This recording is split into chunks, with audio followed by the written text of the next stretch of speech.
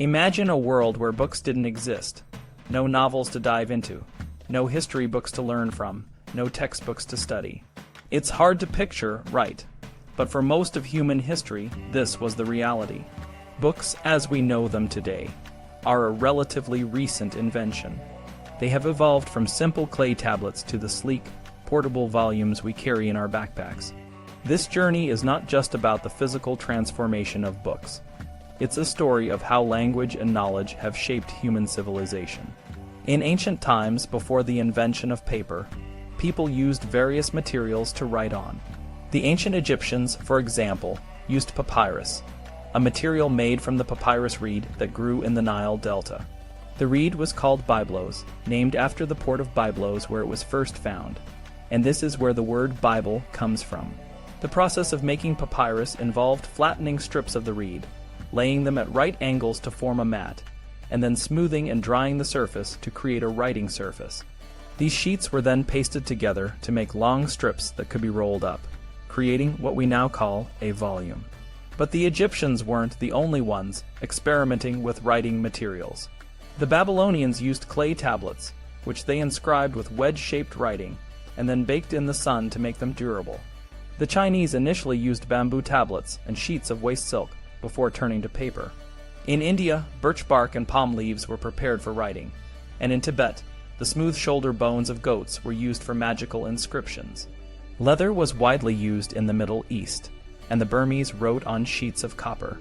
The Roman Empire, one of the most powerful civilizations in history, relied heavily on Egyptian papyrus for their administrative and cultural needs. The many grades of papyrus, from the finest, Augustan, to the inferior outer rind, were crucial for their daily business. The Romans also used small wooden tablets covered with wax for everyday notes and messages. However, the real revolution in book technology came with the invention of parchment or vellum.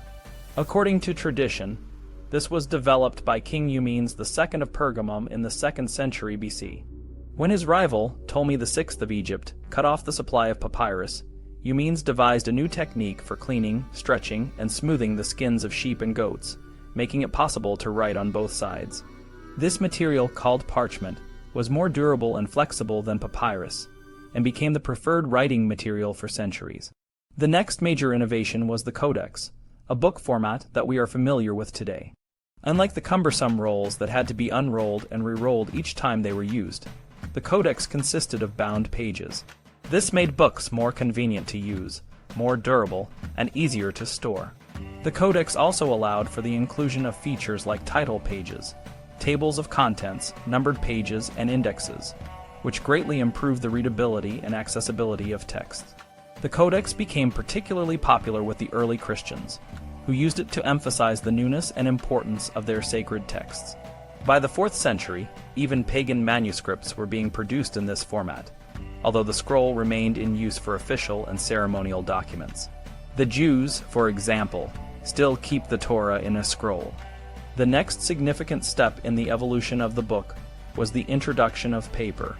The Chinese had been making a rudimentary form of paper since around 105 AD, when T.S.I. Lun created the first known sheet using mulberry, waste fish nets, and rags.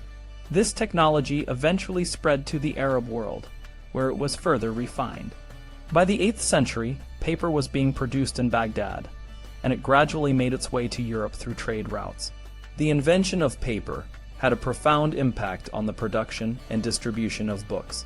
It was cheaper and more readily available than parchment, making it easier to produce large numbers of books. This led to a significant increase in literacy and the spread of knowledge. During the Middle Ages, the book continued to evolve. The 1st century of printing in Europe saw further innovations in design and production. One of the most influential figures in this period was Aldus Manutius, a Venetian scholar and printer who founded the Aldine Press. Aldus was passionate about Greek culture and aimed to make ancient texts more accessible to a wider audience. He introduced 2 major innovations, italic type and the octavo format. Italic type, based on the cursive script used by the papal chancery, was more compact and legible than the black letter type used by earlier printers. This allowed more text to be printed on a single page, making books more affordable and easier to carry. The octavo format, which produced smaller, lighter books, was a significant departure from the large, heavy folios that were common at the time. Aldous' vision was to create books that could be easily carried and read outside the confines of a scholar's study. The impact of these innovations was profound. For the first time, books were not just for the elite, but for a broader audience.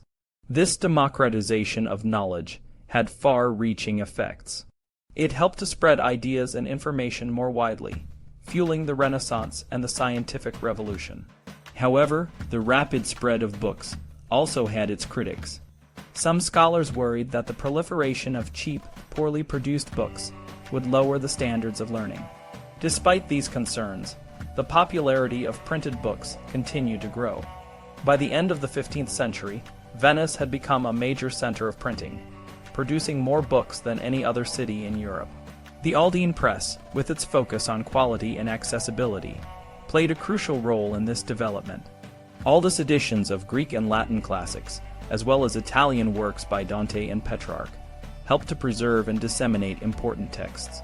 The story of the book is a testament to human ingenuity and the power of language. From simple clay tablets to the sophisticated codex, and from the invention of paper to the advent of printing, books have been a crucial tool for preserving and transmitting knowledge. They have shaped the way we think, learn, and communicate. As we continue to explore new technologies and digital formats, it's important to remember the long and fascinating history of the book and the role it has played in human civilization. So, the next time you pick up a book, whether it's a physical volume or a digital file, take a moment to appreciate the journey it has been on. From the ancient scribes who carefully inscribed their words on clay and papyrus to the modern printers who produce millions of books each year, the evolution of the book is a story of human progress and the relentless pursuit of knowledge.